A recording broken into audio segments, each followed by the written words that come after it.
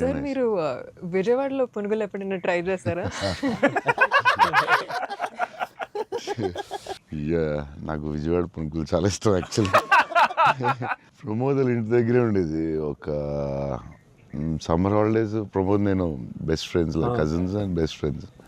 So Pramod ఇంటి పక్కనే ఉండి, సో వాళ్ళ ఫాదర్ మమ్మల్ని వెస్పా మీద కూర్చుని పెట్టి ఫ్రంట్ సీట్లో, నేను front seat, Pramod back, full speed వెళ్ళేవారు ఆయన వెస్పా మీద. వెళ్ళి ఆ పునుకులు తీసుకెళ్తే అసలు still I remember that. Vijayawada వెళ్ళినప్పుడు కార్లో కూర్చుని మెల్లగా పునుకులు తిందామా అని. అది టూ గుడ్. నేను అసలు అలాంటి పునుకులు ఎక్కడ తినలేదు లైఫ్లో. స్మాల్ చిన్న దాంట్లో పెట్టి దాని మీద చట్నీ వేసి, ఇంకా నాకు వాటర్ వస్తుంది.